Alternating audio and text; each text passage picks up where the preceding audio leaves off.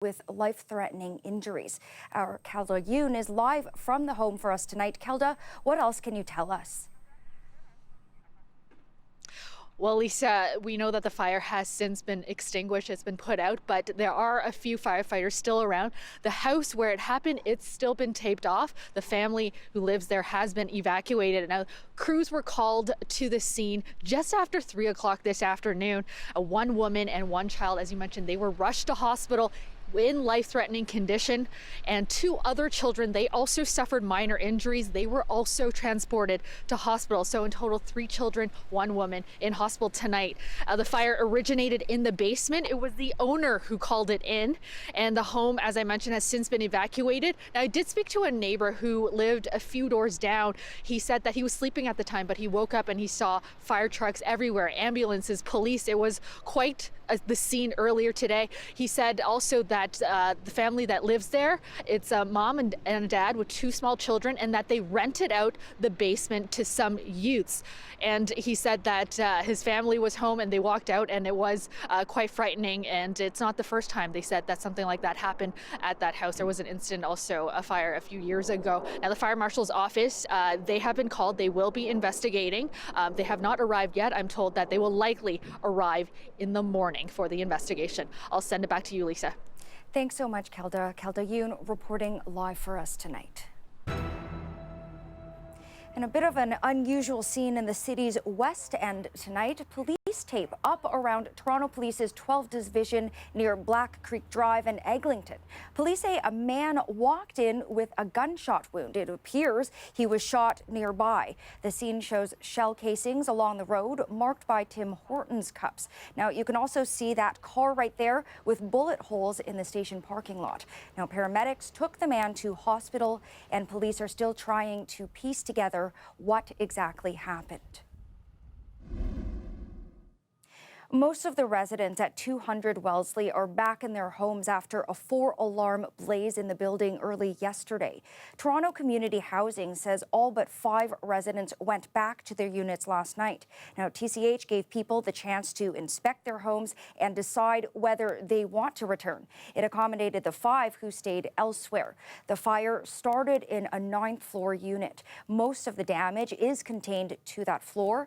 2 people were treated for smoke-related injuries in hospital. 1 is in serious condition. Now, Toronto Fire is still trying to figure out the cause. The building has dealt with several fires in the past.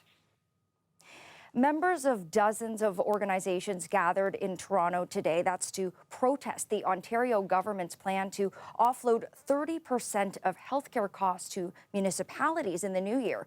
Some healthcare professionals say that will lead to a reduction of critical healthcare services. Our Ali Chiasson has the latest.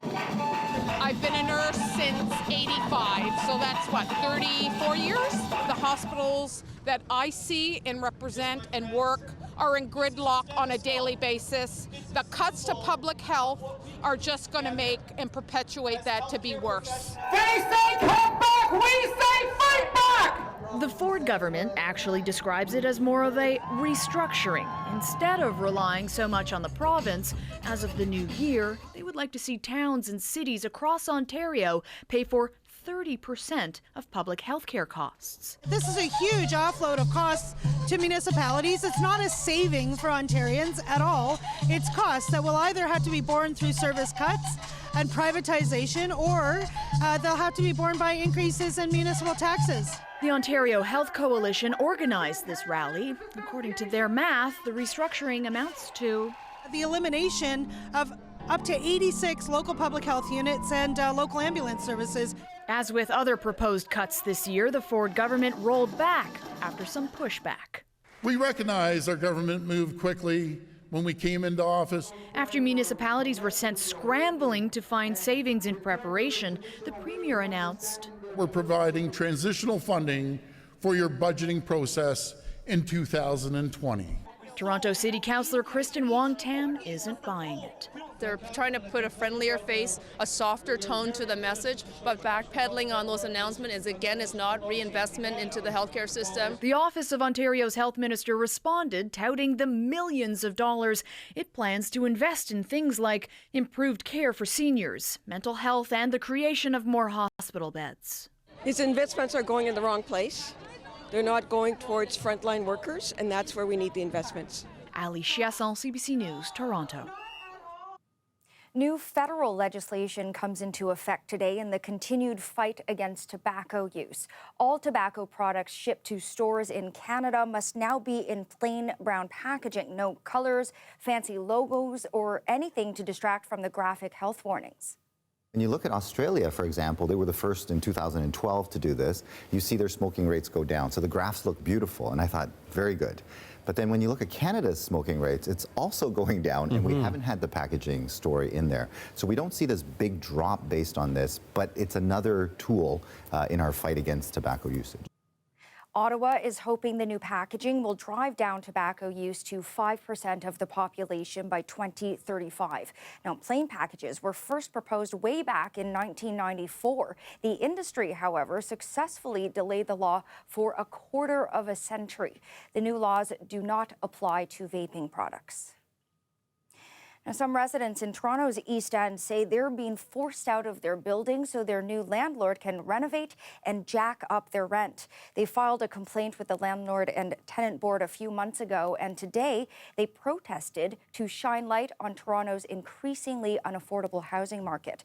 Natalie Nanowski has those details. It's small, but for Roger Moores, it works. Cosmetically, it's nothing, but it was everything I needed at the time. He's been living at this Queen and Logan apartment for 10 years. In the spring, he and about a dozen other tenants got a notice saying they'd have to leave their units for renovations. The first chance was, oh, hey, we're going to renovate. Here's a $2,500 buyout. Get out. I refused. Then they came back with a $5,000 buyout. About half the tenants left. The others are holding on, knowing it's impossible to find another apartment for the $900 or so they're paying. I got insomnia. I can't sleep. I don't know where I'm going to go after this. Looks like if he is successful, I will have to leave the city of Toronto. Stop renovation at 245. The area's councillor joined the tenants in protesting outside their building. She says renovictions are happening all across the city.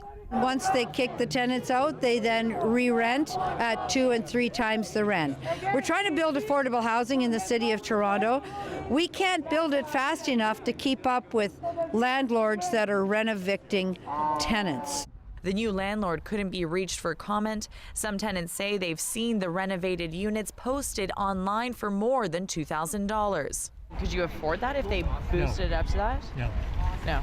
And as I said in my speech, most of the people here are on fixed incomes. They have health and handicap problems. The provincial government, I hope, we're going to meet with them and get some changes to the Landlord-Tenant Act like they've done in BC, where if you need to renovate, you move somebody temporarily. Before that can happen, residents here hope the Landlord and Tenant Board signs with them. Their hearing is next month, a few weeks before they're supposed to be evicted. Natalie Nanowski, CBC News, Toronto.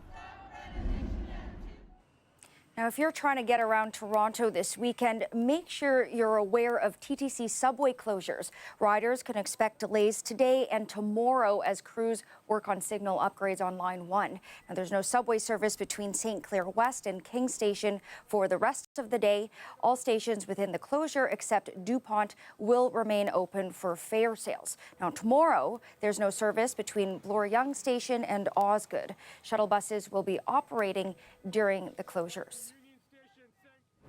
Now, time to check in live with our weather specialist, Marta Chirilovich. She's here to look at the weather. You know, I know it's been a few days, Marta, but I don't like this cold at all. I hate to break it to you, but it's going to get colder, but tomorrow might be that break.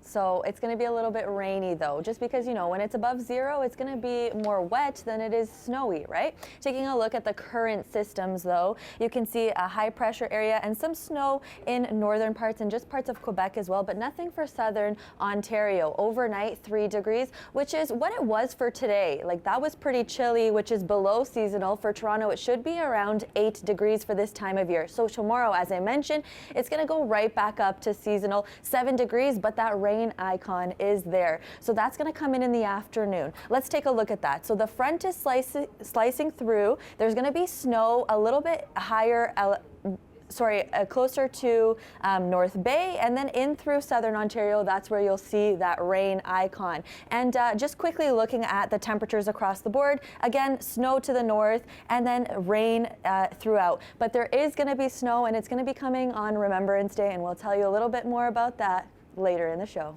I would say I'm looking forward to it, but not really. Thanks a lot, Marta.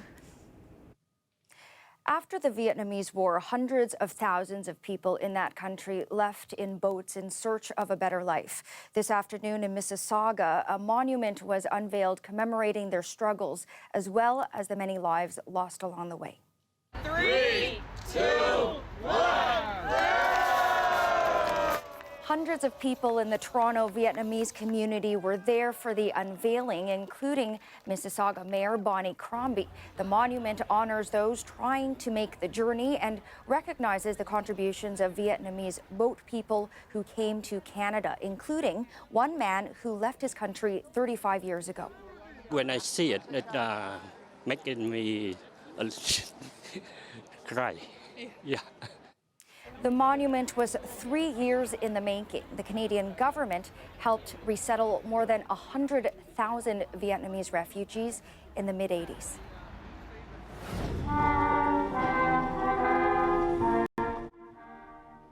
It served as the symbol of the Cold War for decades, and its demise signaled the beginning of the end for communist governments in Eastern Europe. More on the 30th anniversary of the fall of the Berlin Wall next.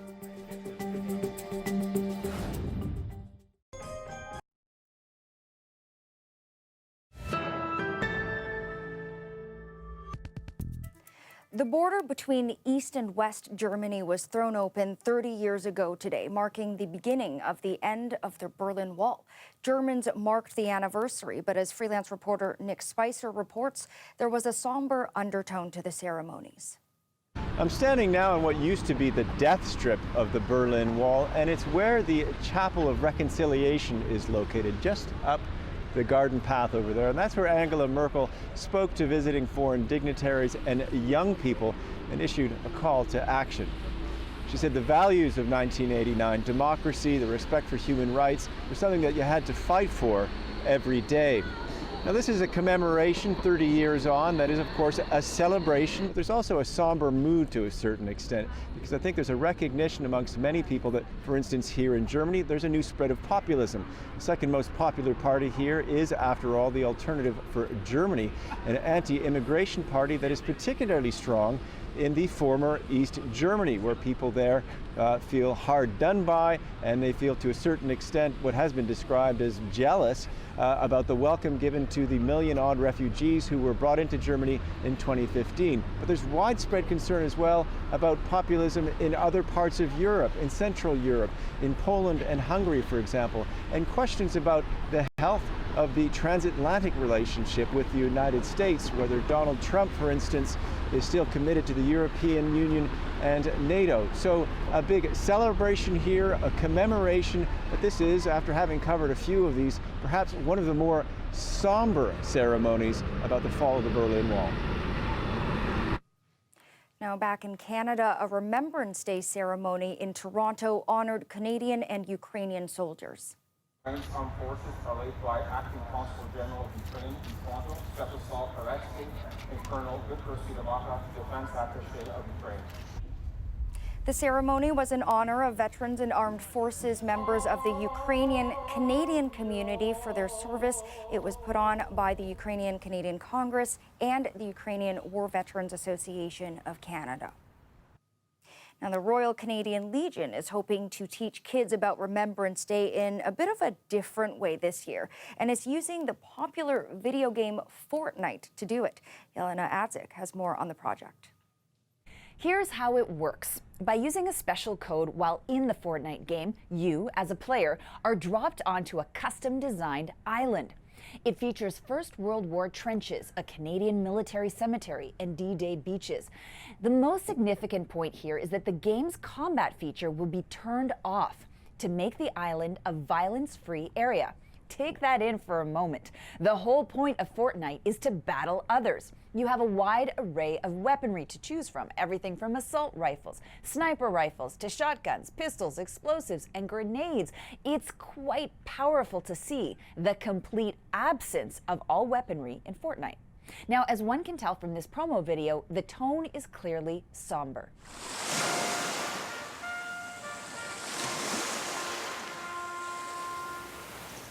Okay, so as you travel through the recreation of the beaches of Normandy, eventually you make your way down a path that leads to the center of the island, where you find a massive replica of the Canadian National Vimy Memorial in France. The statue is surrounded by a field of bright red poppies. To truly connect with the intended younger audience, the Royal Canadian Legion is making a noteworthy change. On November 11th, instead of the usual moment of silence being taken at 11 a.m., Fortnite players are being asked to do so at 11 p.m. instead. It's an unusual move, but a savvy one considering that's when gamers are gaming. This all comes on the heels of last year's decision to offer digital poppies as a new way of showing respect and also fundraising for the Legion. Their site features popular cultural figures such as Margaret Atwood, Ashley Callingbull, and Don Cherry, along with a story about a specific veteran they each dedicate their digital poppy to. From digital poppies to a battle-free Fortnite, well, these are just a few of the modern ways the Royal Canadian Legion is trying to keep history in play. Yelena Adzik, CBC News, Toronto. Turning now to federal politics. Ahead of last month's vote, Elections Canada was on the lookout for online disinformation efforts. Instead, the agency says they dealt with accusations targeting one of the most mundane parts of the voting process. Ashley Burke has more. The problem of all things was about pencils. Elections Canada sends specially made pencils to polling stations across the country. But during advanced voting days, reports started surfacing online that when marked ballots were handed to poll workers, those officials were intentionally rubbing the ballots and smudging the X, which people claim spoiled the vote. Shauna McAllister saw friends online posting about it, so she put in a warning too on Facebook, even filing a complaint with Elections Canada. I actually don't really agree with the idea of voting in pencil. To me, that sounds like an archaic practice, and it could be compromised. Those rumors online spread, and on voting day, Elections Canada faced questions and complaints about the pencils and allegations that the system was rigged.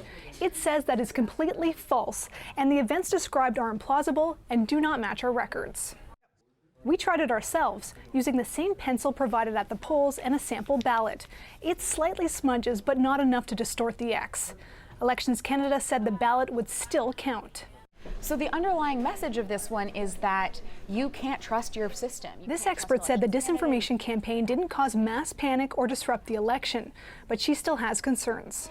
And this rumor might spread far enough that a large number of people are then questioning the legitimacy of the election, questioning the ability of Elections Canada to have run a fair system here. And so that could lead people to make different decisions about whether or not they're going to go vote, which is a problem for our democratic integrity. Elections Canada says that you can use your own pen or even a crayon to mark your ballot, but it uses pencils because they're practical. Pens can dry out and the ink can bleed through a ballot, which could compromise the secrecy of your vote. Ashley Burke, CBC News, Ottawa.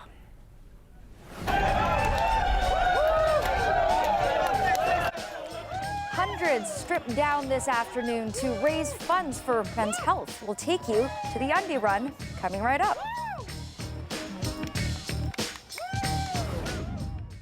No matter where life.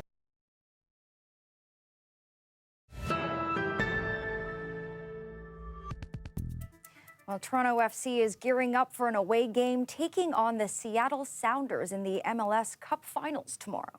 The fans bring to the stadium, create the atmosphere. I think whether you're home or away, it's always nice to have a great atmosphere. I'm sure they're going to be behind their team. But at the end of the day, the fans create an atmosphere. They don't win games. So we have to focus our attention on ourselves and the match, and I'm sure that's what the guys will do. Now, Mayor John Tory and Seattle Mayor Jenny Durkin have set up a bit of a friendly wager.